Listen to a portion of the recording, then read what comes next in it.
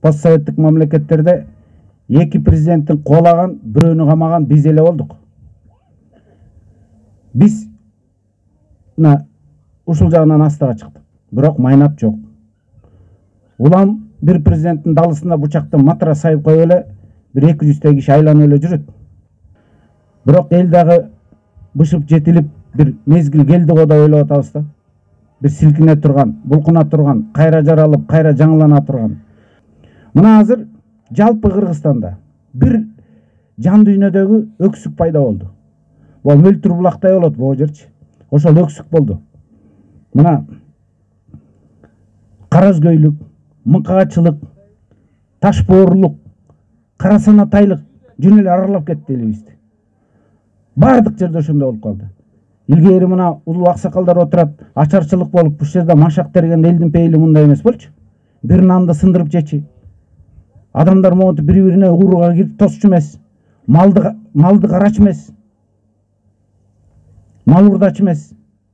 Элдин пейили кенен болчу. Бир айылда бир жетим жесир болсо аксакалдар чогулуп, ушуну көз салып коелучу деп адилеттүүлүк бар эле. Азыр ал жок. Бирок ошол нерсе ошол жактан башталат.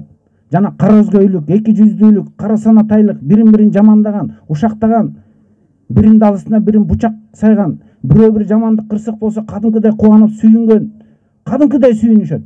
Бирөө кырсыктап, бирөө жаман болсо кадимкидей кудуңдап сүйүнөт. Ошондой заман, ошол ак үйдө, ошол бийликте ошол болду. Анан ошондон элге аура деп коет, бийликтен тарайт. Процент кредитине да ишенбегиле, сүйүнчүсүнө да ишенбегиле, экономиканы көтөрөбүз, коррупцияны жеңебиз дегенге да ишенбегиле. Ошон үчүн мен оозум барбайт ошону айтканга. Бул жердеги сууну төгүп, кайра жаңы булактын суусун куймайынча көкүрөккө. Эл оңолуп, бийлик оңолбоюнча бир да программа ишке албайт. Мына форма 2 боюнча 345 000 добуш Кыргызстанда уже бөлүнүп кетти. Билесиңерби, форма 2 деп коет. Паспортун бересиң башка айылга. Таластан мына башка Талас шаарына 4000 добуш чыгып кетти. Талас шаарына 3500 добуш кириптир. Кече мага айтты. Бул деген сөз туугандар. 345 000 добуш сатылды. 345 000 адам добушун сатты деген сөз. Элдин добушун сатып алган бийлик эч качан силерди жыргатпайт. Алардын тилегин айтып берейинби? Тилегин мен жакшы билем. Эл караңгы болсо экен, эл жарды болсо экен, эл ар дайым менин акчама муктаж болуп турса экен, караңгы болуп айтканы менен момундай чайпалып турса экен. Ошондуктан алар жана бир тыйынды тоголотуп үйүп атат ошол. Мегай, малайым, 5 жылга алып турма муну.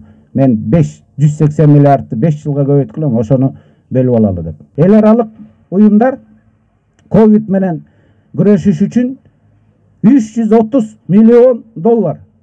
330 миллион доллар деген не деген акча билесиңер? Бул стадионго батпайт. Момундай жыкса, үйсө ушул жерге батпайт. Ошону дешти. Биз парламентке келсек, мен биринчи кезекте баарын жыйыштырып туруп төрөгөгө айтам. Чача-пачаны токтотуп тиги комиссия түздөбөй. Мен төрөгө кой, мен текшерейин. 330 миллион доллар кайда? Эмне үчүн элди кырып алдыңар? Азыр дайыр экинчи волнасы келет. Ал ноябрда, декабрда келет мына. Анткени грипп менен кошо келет. Анан ушул команда кайра барып, ошону тиги ковид менен күрөшөбү. Азыр эски команда эле 80% кайра келет атпайбы? Ушулар келсе ушулар деле шайлайт кайра. Анан азыр дагы жакшы бир 10 чакты жинди бар. Гидай кой деп кыйкырып аткан. Алар жок болсо эмне болобуз? Ошондуктан тең салмактуулук болуш үчүн оппозициялык партияларды шайлагыла. Биз оппозициялык партиябыз. Ким акчаны берсе, аны шайлабагыла. Стадион салып берсе, мына жаштар турат. Стадионду салдыргыла, топту алдыргыла, аянбагыла. Бирок аларга бербегиле. Анткени билип койгула, алар барып 100 эсе, 1000 эсе уурдайт. Мына жаштарды колдогула. Бизде жаштар 98% бир бол интернеттен карагыла, балдарыңардан сурап. Мына мен жаштарды араң чогулттук. Булар барбайбыз дейт. Саясатыңар кир дейт. Чыңкырык дейт. Биз тың окат кылабыз, барбайбыз дейт. Араң чогулттук.